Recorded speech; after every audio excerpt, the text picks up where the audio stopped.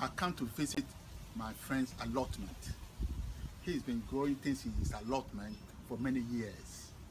And the beauty about allotment is he is very keen in competition. So every time he grows, the competition takes preference. The competition is the most important thing for him. So he spends a lot of money and time on his allotment. He buys a ton of horse manure, so many compost, and so many things just to enrich his ground. Now, if you follow me, this is somebody else's allotment. You can see this man here, somebody's allotment. He got something that's cabbages here, and you can see it's all covered up because I think they have problem with the foxes. And if you come here, he has something like leeks, and then over there he has his orchard, pears, apples. He put lawn underneath it, so he can have time to lawn the grass and make it just like a home. So that is his choice. He use half for his fruit trees and half for his vegetables, and he has lawn in between them. Now if you follow me, you come here.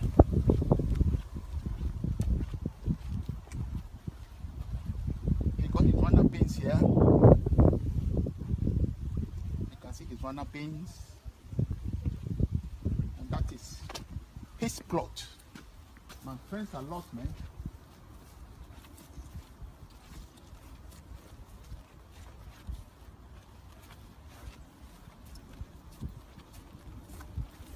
He is a keen gardener, very keen gardener. You can see here, he's got a beetroot here, he got chilies here, and then here he got his corn here, and here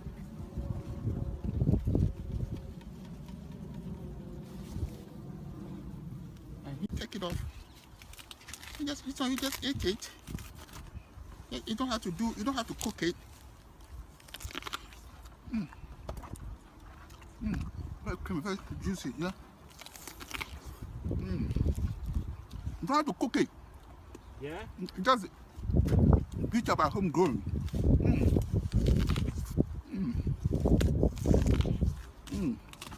Just eat it like that. It's like butter. Here, he got his butternut squash. But according to him, they are Italian one. Look at how huge they are. Look, he said, if you cook it, it's like somebody put butter in it, and it's very tasty. This is different from the normal butternut squash. If I'm lucky, I might take one home and cook it and show you whether he's actually telling the truth. So we shall see. I'll ask him. And if you follow me here, you can see his tomatoes. You can see his tomatoes, the very beefy one, very big one. Allotment, you don't live here and anything goes. You do it, you come here, it's just growing things. And if you come here, to the left, it's more beetroot. And here, I think we've got some cherry trees. And here, some apple tree, some pear tree, some more apple tree here. As you can see, a lot of his things are netted. And they are netted because maybe they have problem with the foxes or the rabbits.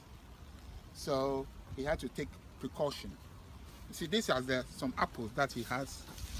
And then he got some more beans there. And some more, I think this is a strawberry patch. You can see some of the horse manure. You can see it down there. You can see some of the horse manure there. And then these are the raspberries. And they're all netted up from birds. And And if you come straight through here, so in here he has a greenhouse, a mini greenhouse where he grows his vine, the grapevine. You see, you can see they're all very steady because grapes, the stem is very, very strong, and you have to prune them regularly, otherwise they take over the whole place. But the idea of building, normally with grapes, they stay outside in the sun, but he has a cover on them, and according to him, it has effect, and because of that he gets grapes. But whether they are very good grapes or not, I will have to ask him. But I'm gonna have to eat one and see where.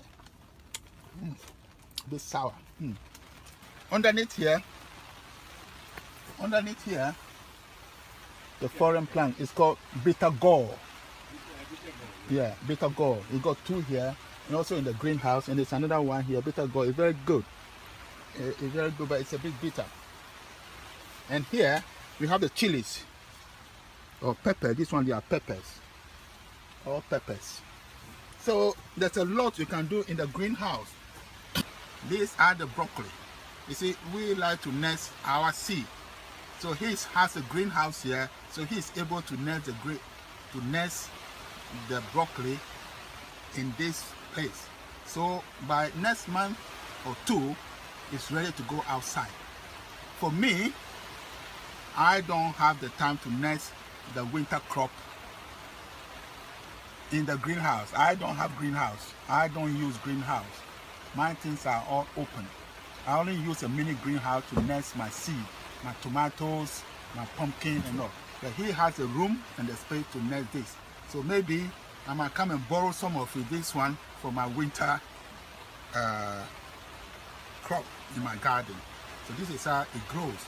You see, the reason why I don't grow them is that they're very delicate and they take so long. If you see a cabbage or a broccoli, the small one growing, is very delicate and it takes a lot of care. So I don't do this one. Now it's ready now, so I'll show you a bit more of the allotment. It's a big area, and anybody can apply for it. Just go to a local council and apply for it. You pay a little bit of money and then you can have it. Sometimes, if you are lucky, you have a good patch where somebody has done a lot of work on them. But usually, when it's given away, there's a lot of weed and it takes time to bring it to respectable site. So you go for it.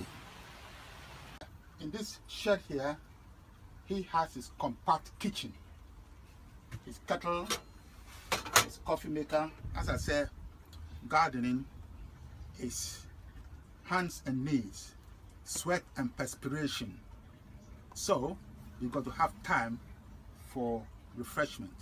And here, for example, he has the water here, everything that he needs to make his life comfortable. So don't forget, you need all these things. He got his own light as well, so that when it gets dark, you can light it up. It's electronic light. Here, this is not just an ordinary tank. It's to collect water, the rainwater, from here down into that gutter into here. It collects there, and there's a hose here where he can, and the release here where he can use the rainwater. And the rainwater is very good for certain plants like blueberries. Blueberries, apparently they only like rainwater well, so he keep rainwater especially for the blueberries. This is a carrot. Carrot is very difficult to grow because you can't, look at it, there's much good plant, isn't there? And this whole lot here is all carrots. So he succeeded in growing them because I said the compost, there's a lot of manure on the ground and there's a lot of compost, so they feed on it and How about that for a nice carrots?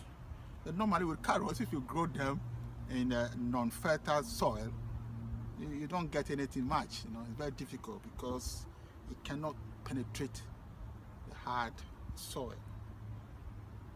But he seems to have succeeded and have the knack of growing carrots. And here, look at the spinach. Look at how beautiful it is. You might have to go and cook some for my friend's allotment.